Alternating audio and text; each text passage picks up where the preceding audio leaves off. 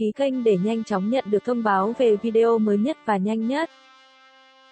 Vương Hạc Đệ vì không chịu cùng bạn gái chia tay, cho nên công ty hiện tại mới không nâng đỡ cậu ấy nữa, cậu ấy phải dựa vào nhân mạch bản thân, tự mình lăn lộn. Vương Hạc Đệ cũng cực thích nhiệt ba. Cậu ấy cũng sắp nhận một bộ đam mỹ, nam chính còn lại của bộ này là Trương Tân Thành, bộ này là do công ty nhận cho cậu ấy đồng ý chủ yếu do giá cát xe khá cao. Trương Tân Thành và Vương Hạc Đệ hợp tác trong một bộ đam mỹ cải biên, Sói đi thành đôi, tuy rằng hai người đều đã có danh tiếng nhưng vẫn muốn bạo hồng một phen. Đoàn đội Trương Tân Thành quyết tâm để cậu ấy đi con đường lưu lượng, gần đây công ty từ chối phim chính kịch mà muốn cậu ấy nhận bộ Đọc Thầm. Tuy đạo diễn Đọc Thầm không nhắm cậu ấy nhưng để nhận được vai công ty đã chấp nhận nhượng bộ rất nhiều, nhưng bây giờ lại có tin là Đọc Thầm đang bị dừng lại. Phim mới của Châu Vũ Đồng và Cung Tuấn có hiệu quả bình thường, vốn dự định dựa vào bộ phim này để thăng chút nhiệt độ nhưng không có tác dụng nhiều lắm. Chỉ có thể dựa vào tác phẩm tiếp theo, mặc dù Châu Vũ Đồng nhận tài nguyên đều là web drama, nhưng chất lượng kịch bản cũng không tệ. Dựa vào hợp đồng ký với Đài Xoài nên nhận được tài nguyên rất khá, cô cũng không thiếu phim để quay, cô cũng sẽ tham gia Đại Tống Thiếu Niên phần 2. Nam chính vẫn là Trương Tân Thành, cũng là nguyên dàn diễn viên cũ. Trong năm 2020, Viên Băng Nghiên cũng là ngôi sao vụt sáng chỉ sau một đêm nhờ tác phẩm Lưu Ly Mỹ Nhân Sát. Trong mắt người hâm mộ, cô là nữ diễn viên trong sáng, đơn thuần.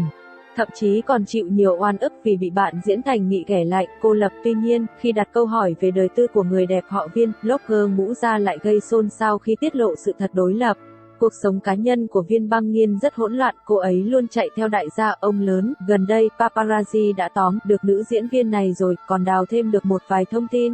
Ekip của Viên Băng Nghiên bây giờ đang rất khổ sở bởi một mặt phải che đậy giúp cô ấy, một mặt lại phải PR tên tuổi, hiện tại chưa rõ thực hư sự việc ra sao. Viên Băng Nghiên hòa giải cùng Hoan Thụy là vì cô ấy đã tìm được chỗ dựa mới rất mạnh, Hoan Thụy không dám ngang nhiên chỉnh cô ấy nữa. Tiếp tới Viên Băng Nghiên sẽ nhận kịch bản đại nữ chủ, Hoan Thụy lỗ gần 150 triệu sau 3 quý đầu năm, khoản tiền này chủ yếu dùng vào việc tuyên truyền. Bởi vậy sau này Hoan Thụy sẽ cắt giảm bớt phí marketing cho gà của mình, tần suất xuất hiện công khai của nghệ sĩ Hoan Thụy cũng sẽ giảm xuống. Công ty sẽ chủ yếu đẩy nghệ sĩ đi sâu để tăng độ nhận diện. Sau khi Viên Băng Nghiên cắt đứt liên hệ với studio cũ, thỏa hiệp với Hoan Thụy thì Hoan Thụy đã đẩy cho cô ấy một kịch bản phim cổ trang, nhưng mà Hoan Thụy sẽ không chi nhiều tiền để tuyên truyền nữa. Bạo được hay không phải xem nhân phẩm rồi, Viên Băng Nghiên rất nuối tiếc studio cũ, dù sao họ cũng theo cô ấy mấy năm rồi. Nhưng thái độ của Hoan Thụy rất cứng rắn nên cô ấy phải nhượng bộ chia lại tỷ lệ với công ty. Năm nay Viên Băng Nghiên phát triển khá tốt. Số liệu không hề kém, bảng vote đều có thể vào top 3, điều này cho thấy thị trường chào đón và lượng fan của cô ấy tăng lên. Ngoài ra thì Viên Băng Nghiên đã liên hệ được với Đài Xoài, sau này hai bên sẽ còn nhiều hợp tác. Vấn đề hợp đồng của cô ấy và Hoan Thụy đã có ảnh hưởng đến sự nghiệp của cô ấy. Mặc dù bây giờ hai bên đang trong quá trình hòa giải, nhưng vì trước đó không có phim đóng vẫn ảnh hưởng đến sự nghiệp của Viên Băng Nghiên. Và trong thời điểm làng giải trí cạnh tranh khốc liệt như bây giờ, có rất nhiều nữ diễn viên đang nhắm vào cô ấy, thậm chí họ sẵn sàng hạ cát xê để có được tài nguyên của Viên Băng Nghiên. Hơn nữa, sức hút của phim Lưu Ly cũng đã qua một thời gian khá lâu, sự nổi tiếng và danh tiếng của cô ấy trong ngành cũng đã giảm sút rất nhanh, vì vậy tình hình của cô ấy hiện tại không mấy lạc quan cho lắm. Viên Băng Nghiên có ý định hợp tác cùng Vu Chính, Vu Chính có một bộ phim thanh xuân sắp quay, nam chính là người mới của Vu Chính. Chỉ cần Viên Băng Nghiên đồng ý làm nền cho nam chính thì có thể nhận được kịch bản này. Lưu Ly tạm định ngày 13 tháng 1 phát sóng trên đài Chiết Giang vào ban ngày. Sự nổi tiếng của Trịnh Sảng hiện giờ không phải do cô ấy dựa vào quy tắc ngầm hay gì cả, cô ấy nổi tiếng dựa vào Mưa Sao Băng. Sau đó là danh hiệu công chúa nhiệt siêu khiến cô ấy không ngừng lên hot search, độ nổi tiếng vẫn không giảm, hơn nữa có Đài Xoài làm chỗ dựa. Cuối cùng tạo ra cô ấy của hôm nay. Trịnh Sảng là một cô gái đơn giản mà cũng phức tạp, sự nghiệp của Trịnh Sảng một lần nữa đi vào quỹ đạo. Gần đây cô ấy đã nhận cổ phần của Hòa Tụng, tài nguyên của cô ấy bây giờ hầu như là do Hòa Tụng đẩy, chuyện cô ấy nhận đại ngôn Prada là thật. Giá trị thương mại của Trịnh Sảng vẫn cao, Hòa Tụng cũng sẽ đẩy cho cô ấy một bìa tạp chí tuyến một ngay từ đầu show các ca ca theo đuổi ánh sáng, là mời Dương Mịch. Nhưng vì lịch trình của Dương Mịch có xung đột nên show mới mời Trịnh Sảng thay thế, nhưng không ngờ quan hệ giữa Trịnh Sảng và bên tổ sản xuất show lại rất tốt. Chương trình không có cắt ghép ác ý cho cô ấy, Trịnh Sảng ăn nói ngay thẳng hút tương tác khiến chương trình rất hài lòng. Chương trình sẽ giúp cô ấy xây dựng hình tượng cô gái ngay thẳng vững chắc hơn, mấy khách quý đi show ca ca cũng đã lén mời Trịnh Sảng đi ăn. Còn tặng quà cho cô ấy, nói thẳng ra là muốn Trịnh Sảng lên show hạ thủ lưu tình, nói tốt cho họ vài câu. Về những phát ngôn trong show Kaka đều là cô ấy cố ý nói, tất cả đều vì nhiệt độ và nó thực sự thành công. Sau sự cố về Kim Thần và Đặng Luân, Trịnh Sảng đã quyết định rút khỏi show. Tổ chế tác show các Kaka mấy nay thành tâm mời Trịnh Sảng quay lại, nhưng thái độ của Trịnh Sảng rất kiên định. Cô ấy còn nói nếu tổ chương trình còn tìm mình thì cô ấy sẽ tiếp tục đăng bài làm rõ mọi chuyện. Bây giờ Trịnh Sảng, ngay thẳng, là một từ ở trong giới giải trí từ từ biến thành lời ca ngợi. Phong cách Trịnh Sảng, ngay thẳng, thành công vượt ra khỏi vòng giải trí. Ở trong giới giải trí, rất nhiều nghệ sĩ đem kiểu cách ngay thẳng của Trịnh Sảng làm thành một dạng style, mà giá cát xe đi show của Trịnh Sảng cũng đã tăng lên rất cao. Đi một ngày có thể phải trả đến 7 con số nhưng có rất nhiều show vẫn tìm đến cô ấy. Phần sau của show các Kaka vì không còn Trịnh Sảng nên tổ chương trình sẽ để các anh trai tự mình tạo đề tài. Trương Hàn ăn dưa của bạn gái cũ Trịnh Sảng mấy ngày qua rất vui vẻ, nhất là chuyện gần đây.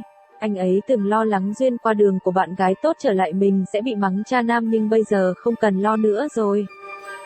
Vượt qua nhiều cái tên đình đám của làng nhạc Trung Quốc lẫn thế giới, Tiêu Chiến đã dẫn đầu bảng xếp hạng album bán chạy nhất năm trên nền tảng nhạc QQ. Hiện tại, các trang mạng truyền thông đều đang tiến hành thống kê số liệu để cho ra đời những danh sách đánh giá giới giải trí trong suốt năm 2020 vừa qua. Tuy nhiên, nếu so sánh thì bảng xếp hạng lượng album bán chạy nhất năm khiến fan hâm mộ làng nhạc cảm thấy thích thú nhất và nhận định được ca sĩ nào được mọi người đón nhận nhiệt tình.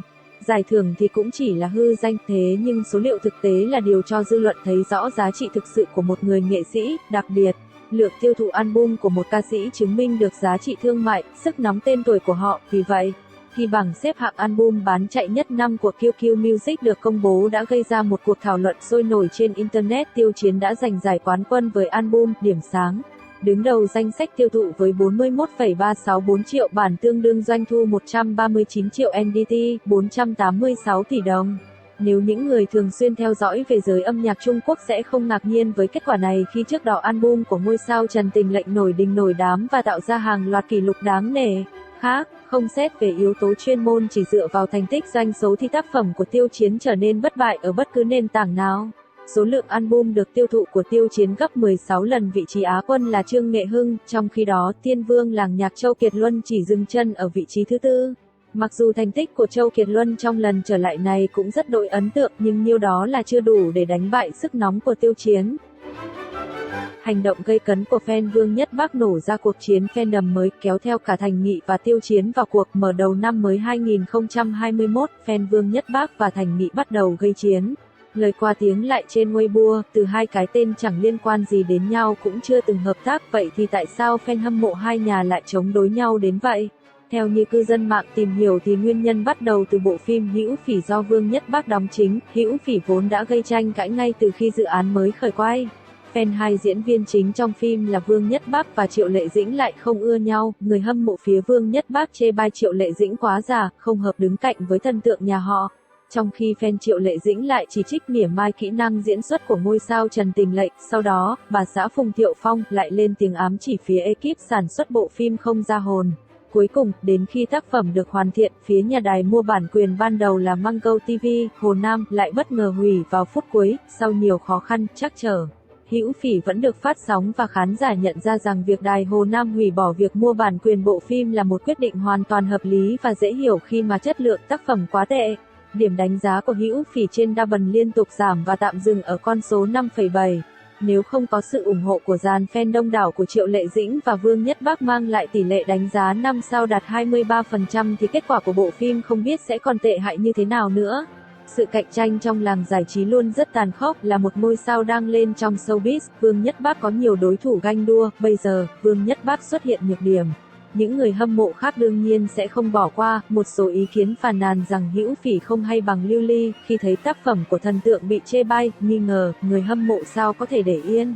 Vì vậy, khá đông fan Vương Nhất Bác đã đổ dồn sự chú ý vào Thành Nghị, cái tên được hưởng lợi nhiều nhất sau thành công của Lưu Ly. Bên cạnh đó, trên mạng xuất hiện rất nhiều bài viết so sánh Vương Nhất Bác và Thành Nghị càng khiến fan Vương Nhất Bác thêm bất mãn và tiến hành công kích đối phương.